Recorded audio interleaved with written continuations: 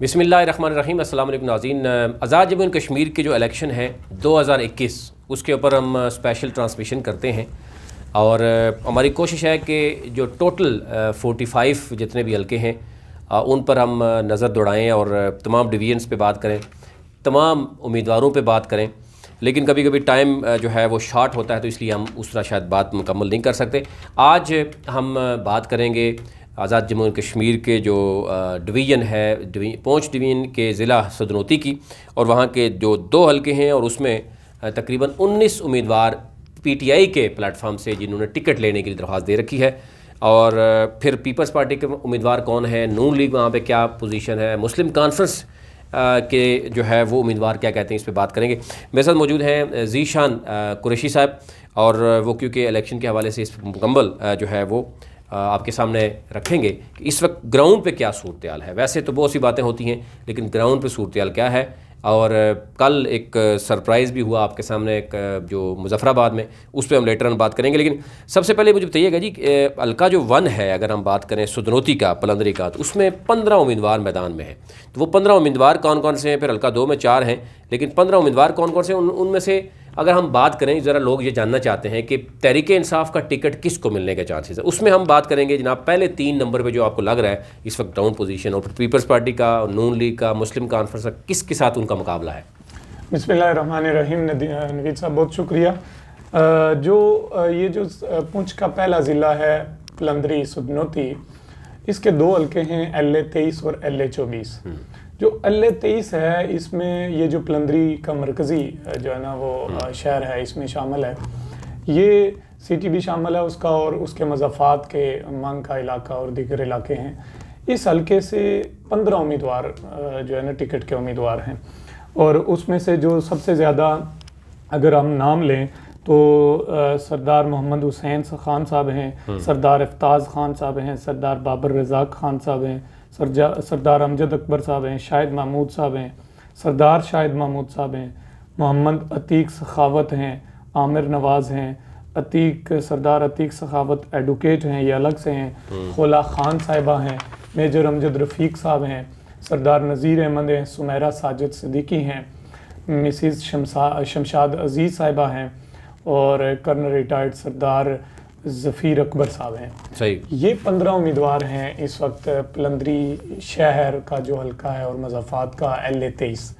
ये आप कह सकते हैं कि इनमें से 2-3 लोग ऐसे हैं जो पहले भी इलेक्शन में जा चुके हैं, मुख्तलिफ इंतखाबात में हिस्सा ले चुके हैं, एक PTI के प्लेटफॉर्म से, पीपल्स पार्टी के प्लेटफॉर्म से, और जो बाकी हैं वो बिल्कुल नए लोग हैं जो इस वक्त आए हैं, अपनी किस्मत आजमाई करना चाहते हैं। लेकिन 15 उम्मीदवारों का पलंदरी से तहरीक इंसाफ के लिए टिकट मांगना, आपको क्या लग रहा है कि पार्टी वहाँ पर मजबूत है हुकूमत करने के लिए, अपना मुकाबला करने के लिए? इसमें अगर हम जायज़ा लेना साबका इंतखाब का, 2016 के जो इंतखाब हुए थे, उस वक्त PTI का जो पहला इलेक्शन था आज़ाद कश्मीर का, तो उस पहले इलेक्शन में यहाँ से मैंने नाम लिया एक सरदार अतीक सखावत सद्दज़ई। ठीक है। ये जो हैं, क्योंकि अतीक नाम के 2 लोग हैं वहाँ से उम्मीदवार, तो जो सरदार अतीक सखावत सद्दज़ई साहब हैं, इन्होंने इलेक्शन लड़ा था, ये टिकट होल्डर थे 2016 में, और जो उस वक्त जो मुकाबला हुआ था यहाँ पलंदरी में, वो हुआ था मौजूदा MLA सरदार डॉक्टर नजीब नकी, जो मुस्लिम लीग नून के MLA भी हैं, वज़ीर ख़जाना भी हैं, इस वक्त वज़ीर सेहत भी हैं, और उस वक्त JUI के उम्मीदवार थे वहाँ से, JUI के अमीर है मौलाना सईद यूसुफ साहब। इन दोनों के दरमियान मुकाबला हुआ था और बहुत कम मार्जिन से डॉक्टर नजीब नकी साहब, बड़ा सख्त मुकाबला हुआ था, मेरा ख्याल 3 हज़ार वोट समथिंग से जीते थे वो। तो जो अतीक सखावत साहब थे, PTI के टिकट होल्डर थे, उन्होंने को 2000 के करीब वोट लिए थे। तो अगर आप बात करें कि पार्टी मजबूत है या नहीं है, तो साबका इलेक्शन हमें ये कहता है कि वहाँ पार्टी उस तरह उस पोजीशन में नहीं है। लेकिन इस वक्त PTI वफाकी गवर्नमेंट में है, वफाकी इस वक्त वहाँ सूरत हाल जो आप समझते हैं कि आज़ाद कश्मीर में देखा जाता है कि वफाक में कौन है, फिर वहाँ वो वफाक की हवा चलती है। तो उस वजह से फिर आप देख लें कि इस वक्त बहुत से लोग उम्मीदवार बन गए और सबको ये ख्वाहिश है कि हमें टिकट मिला, वफाक की हवा भी होगी, फिर इमरान खान साहब का वोट बैंक, उनके नाम पे वोट, तो कहीं ना कहीं हमें शायद जंप अप हो जाए। लेकिन लगता ऐसे है कि हाँ, मुकाबला जो है ना वो 2-3 लोग अगर उनको टिकट मिल जाता है उनमें से किसी एक को, तो वो मुकाबले पे जा सकते हैं। सही है। कौन से हैं, मतलब आवाम ये भी जानना चाहती है। हमारी जो टीम है वो ये भी बार बार बात कर रही थी कि बहुत से लोग ये पूछना चाह रहे थे कि तहरीक इंसाफ का टिकट किसको मिल सकता है। ग्राउंड में क्या पोजीशन है? कोई कहीं वफाक से खबरें चलवा रहे हैं कि जनाब किसको मिलेगा, लेकिन ग्राउंड में क्या पोजीशन है? अभी अगर हम जायज़ा लेना तो कुछ ही महीने पहले पीपल्स पार्टी के साबिक वजीर रहे हैं सरदार मोहम्मद हुसैन खान साहब, जिनका पहला नंबर है, ठीक है, वो शामिल हुए हैं पीटीआई में और इस वक्त वो पीटीआई के टिकट के भी उम्मीदवार हैं।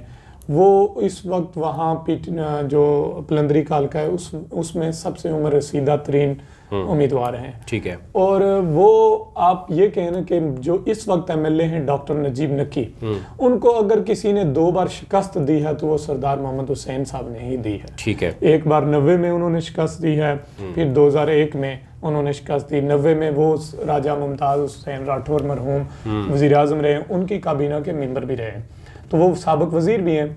बाकी जितने 14 के 14 नाम हैं उनमें से एक ही हैं बेगम शमशाद अजीज़ साहिबा, जो स्पेशल सीट पे पीपल्स पार्टी के प्लेटफॉर्म से वो एमएलए रही हैं, ठीक है। वो शमशाद अजीज़ साहिबा जनरल अजीज़ जो थे उनकी बेगम हैं।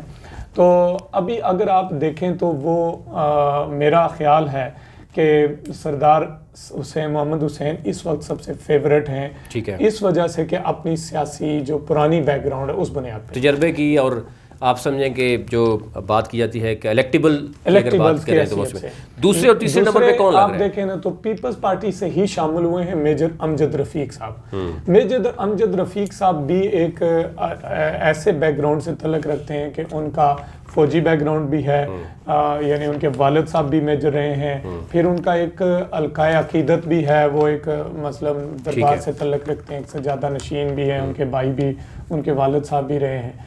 तो वो उनके यहाँ भी वफाक में और फिर रावलपिंडी में मुख्तलिफ सोर्सेज भी हैं, तो उनका भी एक अच्छा खासा नाम ग्राउंड के अलावा जो है ना ऊपर वाली फिजा में भी डिस्कस हो रहा है। फिर उसके अलावा जो साबका उम्मीदवार हैं टिकट के, सरदार अतीक सखावत सदज़ई, वो भी अपनी भरपूर कोशिश कर रहे हैं, लॉबी कर रहे हैं। मैं यहाँ ये बात बताता चलूँ कि जो सरदार मोहम्मद हुसैन खान साहब हैं, ये जब जो एमएलए बने थे पहली बार, तो पीपल्स पार्टी के टिकट पे ही बने थे, फिर 2001 में भी एमएलए बने हैं। तो 2001 में के बाद 96 के बाद ये बैरिस्टर सुल्तान के बड़े ख़ास यानी लोगों में शुमार होते थे। उसकी वजह यह है कि 2006 का टिकट पे इन्होंने इलेक्शन भी लड़ा, इलेक्शन वो हार गए थे PML के प्लेटफॉर्म से, पीपल्स मुस्लिम लीग के बैरिस्टर साहब ने अपनी पार्टी बनाई थी पीपल्स पार्टी से अलग होके, तो उस वक्त इनका पास टिकट था पलंदरी में। तो इस वक्त बैरिस्टर साहब PTI के प्रेसिडेंट है, फिर हुसैन साहब, आप समझ सकते हैं पुराने तल्लुकात भी हैं। लेकिन यहाँ कुछ नाम और भी हैं, जैसे आप इफ्ताज खान साहब हैं, सरदार बाबर रज़ाक साहब हैं, अमजद अकबर साहब हैं, शाहिद महमूद साहब हैं, एक सरदार शाहिद महमूद हैं, ये ज़िले सदर भी हैं PTI के। फिर इसी तरह एक और अतीक सखावत एडवोकेट हैं जो मज़ाफ़ात से तल्लुक़ रखते हैं। एक सरदार नज़ीर हैं जो मरकज़ी अहदेदार भी हैं PTI के, आज़ाद कश्मीर के सरदार नज़ीर अहमद। हाँ, फिर एक यहाँ मोहतरमा खोला खान साहिबा हैं। मोहतरमा खोला खान साहिबा PTI की जो ख़वातीन विंग की मरकज़ी अहदेदार भी हैं, लेकिन ये एक बड़े घराने से तल्लुक़ रखती हैं। ये खान अफमंग जो रहे हैं उनकी बेटी हैं, फिर उसके बाद उनके नाम पे एक ट्रस्ट भी चला रही हैं, यानी इनका PTI से हट के भी एक हल्का अहबाब मौजूद है, हल्का असर भी मौजूद है। तो ये हल्का ऐसा है कि जहाँ से 2-3 ख़वातीन ने टिकट के लिए बराह रास्त इलेक्शन के लिए दरख्वास्तें दी, जिसमें बेगम शमशाद अजीज़ साहिबा हैं, खोला खान साहिबा हैं और एक सुमेरा साजिद सिद्दीकी साहिबा हैं। अब सुमेरा साजिद ये बेगम शमशाद अजीज़ और खोला खान की निस्बत को उस तरह बड़ी मतलब वेल नोन खातून तो नहीं है, लेकिन यहाँ जितने भी मैंने नाम लिए हैं, एक कर्नल ज़फ़ीर साहब हैं, सही है, फिर मैं जो है ना वो नज़ीर साहब हैं, ये सारे लोग इस वक्त टिकट के लिए भरपूर लॉबिंग कर रहे हैं और हर एक का दावा ये है कि मैं फेवरेट भी हूँ टिकट के लिए। वहाँ अवामी सतह पे भी हर एक कोशिश कर रहा है कि मैं अपना आप मनवाऊँ जी कि मैं ही टिकट का उम्मीदवार मजबूत और मेरे ही हक में फैसला होने वाला है। लेकिन अगर आप ग्राउंड पे पोजीशन देखें, फिर ऊपर लेवल मरकज पे पोजीशन देखें, तो 2-3 लोग ऐसे हैं कि जिनके दरमियान टिकट का मुकाबला है, जिनके नाम मैंने पहले लिए हैं। अच्छा, मुस्लिम लीग नून की तो बात हो गई कि डॉक्टर नजीब हैं, वो ज़रा टिकट भी उनके पास जाएगा ज़रा जब सिटिंग एमएलए हैं। पीपल्स पार्टी का कौन उम्मीदवार मैदान में आएगा और एम मुस्लिम कॉन्फ्रेंस का? और अगर आपको लग रहा है कि वहाँ पे वोट बैंक जो है वो एक तो पार्टी का वोट बैंक भी होता है, तो पार्टी कहाँ वो लंदरी में कौन सी? यहाँ ये है कि मुस्लिम कॉन्फ्रेंस के एक पुराने बड़े मोतबर किस्म की शख्सियत वहाँ मौजूद है। माइना कमीशन के साबिक चेयरमैन भी रहे सरदार अल्ताफ साहब। तो ये उम्मीद की जा सकती है शायद उनके पास मुस्लिम कॉन्फ्रेंस का टिकट, लेकिन मुस्लिम कॉन्फ्रेंस के टिकटों का भी फैसला भी नहीं हुआ। मुख्तलिफ लोग उम्मीदवार हैं, तो अभी देखने में आ रहा है कि अभी तक तो वहाँ से कोई उम्मीदवार फाइनल नहीं हुआ। लेकिन अगर आप देखें ना कि मुस्लिम लीग नून के तो नजीब नक्की होंगे, लेकिन उनके मुकाबले में कि जो मजबूत कैंडिडेट हैं वो मौलाना सईद यूसुफ है। ठीक है, जो पिछला इलेक्शन लड़े हैं, उन्होंने अच्छा वोट बैंक भी लिया है, अच्छा मुकाबला भी दिया है, और पीपल्स पार्टी ने उस वक्त उनकी सपोर्ट भी की थी। ठीक है, मौलाना सईद यूसुफ की। अब की बार क्या होगा? अभी ये लगता है कि अगर पीटीआई टिकट का फैसला ग्राउंड रियलिटी को मद्देनजर रख के, वहाँ की सियासी ज़रूरियात और मारूजी हालात को मद्देनजर रख के करेगी, तो फिर लगता यह है कि मुस्लिम लीग नून, JUI और PTI में मुकाबला होगा। सही हो गया, यानी वहाँ पे हमें नज़र आ रही है कि JUI भी है, मजबूत है। क्योंकि बाकी हम हल्कों में शायद, जैसे हम मीरपुर की बात करते थे, कोटली की हमने, या बाकी जो उसमें की, तो शायद चंद ऐसे मैंने देखा है हल्के हैं जहाँ पे JUIF भी नज़र आ रही है, या जमात इस्लामी भी कहीं नज़र आ रही है। तो ये रिलीजियस हल्का भी हम समझते हैं कि वो भी नज़र आ रहा है। जी, आज़ाद कश्मीर में इस लिहाज से मजहबी हवाले से खासा वोट बैंक पाया जाता है। और आपको ये बात बताऊँ कि अभी तक ये समझ नहीं आ रही कि तहरीक लब्बैक कहाँ खड़ी होगी। तो अगर तहरीक लब्बैक के कैंडिडेट्स जहाँ भी सामने आएंगे, जमात इस्लामी के कैंडिडेट कलदम है, हो सकता है कि वो आज़ाद हैसियत में आए। आप देखेंगे कि वहाँ सूरत हाल मुख्तलिफ भी हो सकती है। अच्छा, हल्का 2 जो है सुदनौती बलोच, उसमें अगर हम देखें तो फ़हीम अख्तर हैं, मोहम्मद सईद ख़ान है, राजा इब्रार हक मिनहास हैं और अमजद हुसैन हैं। इसमें भी ज़ाहिर ये चारों नाम मौजूद हैं जो PTI के टिकट्स के लिए जो है वो भागदौड़ कर रहे हैं। पीपल्स पार्टी का यहाँ पे कौन मौजूद होगा, नून लीग, मुस्लिम कॉन्फ्रेंस, उस पर भी ज़रा बात करेंगे। लेकिन पहले इन चारों में से आपको क्या लग रहा है, पहले 2 पे कौन से, यानी पहले नंबर पे कौन है, दूसरे पे कौन है, टिकट किसको? अच्छा, ये जो हल्का सदनौती 2 है ना, पुंछ डिवीजन का ये हल्का है, ये बड़ा इस वाले से खासा दिलचस्प हल्का है कि यहाँ पीपल्स पार्टी के 2016 के इंतखाबात में जो टिकट होल्डर थे सरदार फ़हीम अख्तर रब्बानी, ठीक है, इनके वालिद साहब पिछली काबीना में मेंबर थे, वज़ीर ज़राअत थे सरदार अख्तर रब्बानी साहब। वो फोत हो गए थे, फिर ज़िमनी इलेक्शन हुआ और ये सीट पीपल्स पार्टी से नून लीग ने छीन ली थी 2015 में। तो फिर जब 2016 के इलेक्शन हुए तो फ़हीम अख्तर रब्बानी दोबारा पीपल्स पार्टी के कैंडिडेट थे, अच्छा मुकाबला भी दिया, वोट भी लिए, 20,000 से शायद इनके वोट थे। लेकिन इलेक्शन फिर भी सरदार फारूक तहर जो इस वक्त सिटिंग MLA हैं वो जीत चुके थे। वो इस वक्त भी उनके पास है, मुस्लिम लीग नून के पास है वो सीट। लेकिन यहाँ दिलचस्प सूरत हाल ये है कि फ़हीम अख्तर रब्बानी कुछ महीने पहले PTI में शामिल हो गए, पीपल्स पार्टी को छोड़ के। पिछला इलेक्शन भी उन्होंने लड़ा हुआ है, वो PTI में शामिल हो गए हैं। अब जो पीपल्स पार्टी के लिए उन्हीं की वालदा जो है ना आरफा रब्बानी, फ़हीम अख्तर सरदार अख्तर रब्बानी की बेगम मैडम आरफा रब्बानी ने एप्लीकेशन दी हुई है पीपल्स पार्टी के टिकट के लिए। सही हो गया, यानी माँ और बेटा एक दूसरे के खिलाफ इलेक्शन के लिए मुख्तलिफ पार्टियों में एप्लीकेशन दे चुकी हैं टिकट के लिए। और अगर माँ बेटा दोनों का टिकट मिल जाता है मुख्तलिफ पार्टियों का, तो यहाँ ये आज़ाद कश्मीर का वाहिद हल्का है जहाँ एक ही घराने में मुकाबला होगा एक दूसरे के खिलाफ। तो फिर तीसरी ज़ाहिर है फारूक ताहिर को फ़ायदा होगा, सरदार फारूक ताहिर जो इस वक्त सिटिंग MLA। लेकिन फ़हीम अख्तर को अगर तहरीक इंसाफ टिकट नहीं देती तो कौन सा उम्मीदवार आपको लग रहा है? मैं आपको बताता हूँ, अगर बाकी उम्मीदवारों का जायज़ा लें तो सरदार सईद साहब और अमजद सदरजई साहब ने पहली बार इलेक्शन के लिए दरखास्तें दी हैं पीटीआई को। तो इनके बारे में कबल अज़ वक्त है कि ये बात कहेंगे, ये अगर सामने आए तो बड़ा मुश्किल होगा और मुकाबला दे सकते हैं या नहीं दे सकते।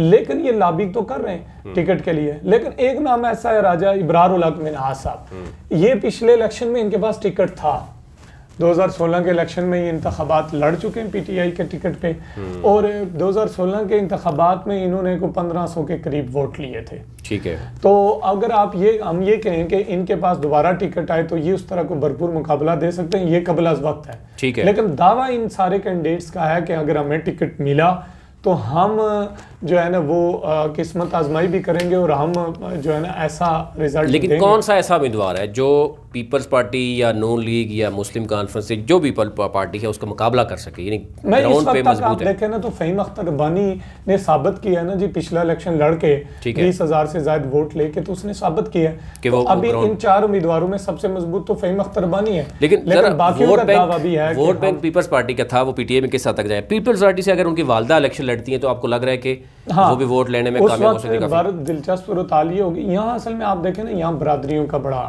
अंसर है। यहाँ जो सुदन कबीला है वो बड़े मजबूत है। यहाँ पे दीगर कबाइल भी हैं, कुरैशी खानदान का वोट है, फिर उसके अलावा आवान कबीले का यहाँ वोट है और दीगर कबाइल भी हैं। लेकिन यहाँ सबसे ज़्यादा वोट जो है ना वो सुदन कबीले का है। तो 2-3 कैंडिडेट एक ही कबीले से आते हैं। फिर पीपल्स पार्टी के बाद हम बाद में किसी और प्रोग्राम में बात करेंगे कि उनके कौन कौन से कैंडिडेट आएंगे, इंटरव्यू हो चुके हैं, उनके भी मुख्तलिफ कैंडिडेट्स हैं। तो फिर अगर आरफा रब्बानी को टिकट मिलता है, फिर इमरू अख्तर रब्बानी को टिकट मिलता है, तो ये दोनों अच्छे खासे वोट तो ले लेंगे। सही है। लेकिन इसका मुकाबला जो है वो जो इसका फायदा होगा वो सरदार फारूक मुस्लिम है। कॉन्फ्रेंस जो है वो यहाँ पर कितना मजबूत है? पिछले इलेक्शन का अगर आप जायजा लें तो मुस्लिम कॉन्फ्रेंस ने जो है ना वो उस तरह से कोई पोजीशन नहीं थी उसकी। नून लीग की नून लीग ने तो इस वक्त सीट जीती हुई है। ये तो ज़िमनी इलेक्शन में भी जीती थी और पिछले जनरल इंतखाबात में भी। तो इस वक्त तो सीट तो नून लीग के पास है। लेकिन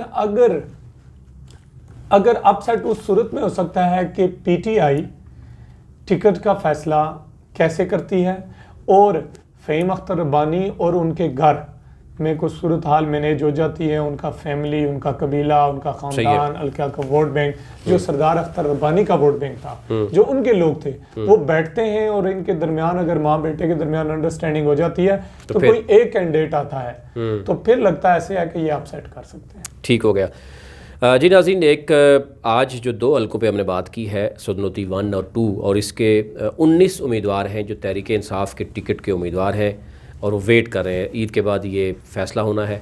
यही सूरत पीपल्स पार्टी की भी है, वो भी फ़ैसला करेंगे, नून लीग भी करेगी, मुस्लिम कॉन्फ्रेंस भी करेगी। ज़ाहिर हतमी कोई बात की जा सकती है वो उस वक्त ही होगी जब कोई इलेक्शन के बहुत ही करीब हों। लेकिन अभी कुछ भी कहना कबल वक्त है कि टिकट किसको जाता है। तो उस हवाले से जो ग्राउंड पे सूरत मौजूद है, जो हमारे ज़राए या हमारी टीम जो डाटा कलेक्ट करती है उसके हिसाब से हम आपके साथ शेयर करते हैं। और मज़ीद भी जो हल्के हैं, हम मुजफ्फराबाद या रावलाकोट के जो बाकी एरियाज़ हैं वो भी हम आपके साथ बहुत जल्द जो है वो रखेंगे। और इसका मकसद हमारा ये है कि इलेक्शन जो कश्मीर इलेक्शन है उसकी स्पेशल ट्रांसमिशन है, और रोज़ाना की बुनियाद पर हम आपसे ज़रूर इस पर बात ज़रूर करेंगे। चैनल को ज़रूर सब्सक्राइब कीजिएगा ताकि नई आने वाली कोई भी हमारी वीडियो है वो आप तक पहुँच सके। और हमारी टीम की हौसला अफजाई के लिए अगर आपको लग रहा है आप ज़रूर कमेंट्स कीजिए, और जो अच्छी बात है उसकी तस्दीक भी कीजिए, और जो आपको लगे कि आप कोई गलत बात हुई है तो उसकी भी तोसीह ज़रूर कीजिए। अभी तक इतना ही। अपना अपने मुल्क का ख्याल रखिए।